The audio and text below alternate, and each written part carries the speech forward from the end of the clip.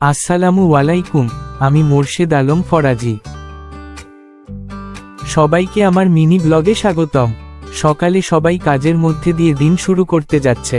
আমি বাসার জন্য কিছু সেল নিতে একটি হোটেলে যাই, কিন্তু আজকে তারা সিঙ্গারা বানাবে না, তাই আমি পুরি নিয়ে আসি।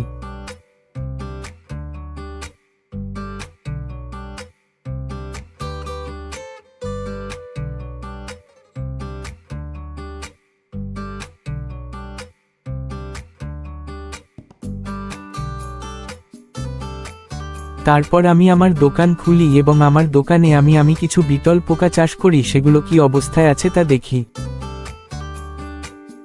আমি ওদের গত 2 দিন আগে যে খাবারগুলো দিয়েছিলাম সেগুলো ওরা খেয়ে সাবার করে ফেলেছে।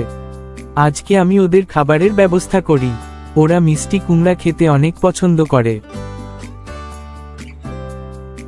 আমি ওদের জন্য সংগ্রহ করে রেখেছিলাম। গত 2 দিন যাবত অনেক গরমের মধ্যে আছি। এখন আমি ওদের খাবার দিব। এগুলো হচ্ছে লার্ভা।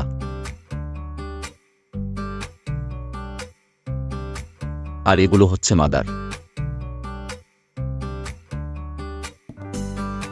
এক এক করে 3টি কুমড়োর টুকরো আমি ওদের দিলাম।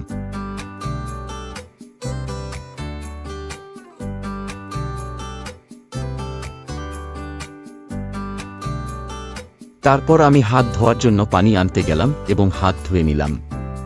তারপর আমার জাপানিজ ভাষা শিখার ক্লাসে লাঞ্চ টাইমে ক্লাসমেটদের সাথে পাঞ্জা লড়াই খেলি।